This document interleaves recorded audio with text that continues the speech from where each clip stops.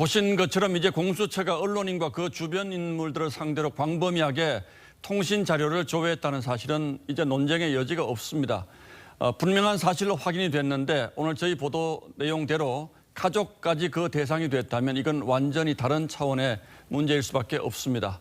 이 문제는 어떻게 봐야 하는지 법조팀장을 맡은 유병수 기자에게 자세히 좀 물어보겠습니다. 자, 유 기자. 네. 자, 공수처는 오늘도 별 문제 없다 이런 입장입니까? 네, 공식적으로 적법한 절차에 따라서 이루어졌다는 입장을 반복하고 되풀이하고 있습니다. 자, 공식적으로는 적법 절차에 따라서 이루어진 조회였다. 네. 자, 그렇다면 상식적인 사실부터 다시 한번 확인하죠. 공수처가 기자를 상대로 이렇게 통신 자료 조회해도 되는 겁니까? 결론적으로 말씀을 드리면 제한적으로는 가능하기는 합니다. 하지만 통신 자료일 경우에만 가능합니다. 공수처의 그 수사 대상은 그 이름 그대로 고위공직자의 범죄입니다. 예를 들면 대통령과 국회의장, 대법원장 등 3부 요인을 비롯해서요. 판사와 검사 등 고위공직자가 수사 대상입니다. 기자나 기자 가족은 직접적으로 수사 대상이 될 수가 없습니다. 자, 그런데 공직자의 통화 상대까지는 통화 상대였기 때문에 통신 자료를 조회했다는 것은 저희가 100번 양보해서 이해할 수 있는데 네. 그 기자의 지인이라든지 기자의 어머니, 기자의 자매들이 통신 자료 조회를 당한 건 어떻게 봐야 합니까? 바로 그 지점이 논란의 대상인데요. 아까 설명을 다시 한번 드리면 그 공수처 설명대로 본다면 수사 대상인 고위공직자가 기자 휴대전화에 그 남아있는 통화하는 흔적이 있다고 하면 공수처는 그 휴대전화의 주인이 누군지는 살펴볼 수는 있습니다. 이게 바로 통신 자료를 보는 건데요. 이번에 같은 경우에는 공수처는 공무상 비밀 누설 혐의와 관련된 수사라고 기존에 설명을 해왔습니다. 예를 들면 4월에 저희 법조팀이 그 보도했던 이성윤 당시 검사장의 에스코트 소환 조사 보도 직후인데요. 공수처는 그 당시에 이런 말을 했었습니다. 수사기관만 가지고 있어야 할 민간시설 CCTV 등 동영상이 부당한 경로로 유출됐다는 첩보를 입수했다면서 내사 사건 착수 배경을 설명하기도 했는데요.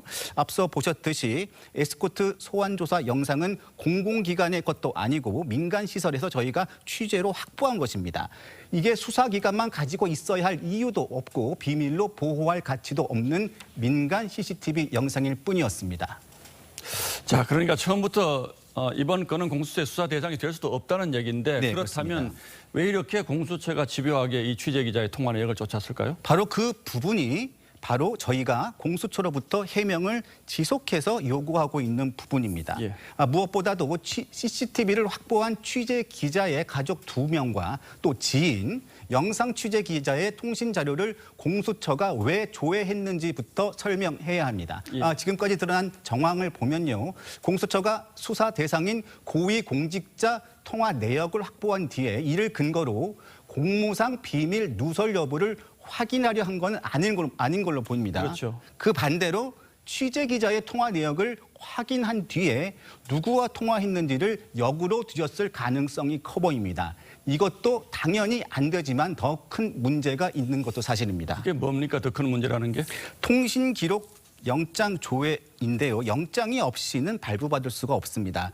물론 그 수사 과정에서 참고인 조사를 위해서는 영장을 받을 수 있습니다. 하지만 이 또한 공무상 비밀 누설이라는 부분, 그 상대방임을 소명을 해야 합니다. 하지만 공수처는 이에 대해서 소명을 하지 않고 있습니다. 가정의 단계이긴 하지만 이런 영장이 어떻게 발부되었는지부터 확인이 반드시 필요해 보입니다. 자, 좀 유병수 기자 설명이 조금 어려울 수 있기 때문에 간단하게 다시 한번 정리를 하면요. 공수처가 저희 취재 기자의 통신 자료를 조회하는 것은 있을 수 있는 일이다. 그런데 저희 취재 기자의 어머니의 통신 자료를 보기 위해서는 저희 취재 기자가 공무상 비밀 누설에 관여했다는 혐의를 가지고 통신 영장을 발부받아야지 가능하다. 이런 뜻이잖아요. 네, 그렇습니다. 그런데 그렇다면 저희 취재 기자는 공수처의 수사 대상이 아니기 때문에 이 영장을 어떻게 해서 발부받았는지, 만약에 발부받았다면 어떻게 해서 발부받았는지, 이게 지금 가장 큰 문제라는 것 아니겠습니까? 네, 그렇습니다.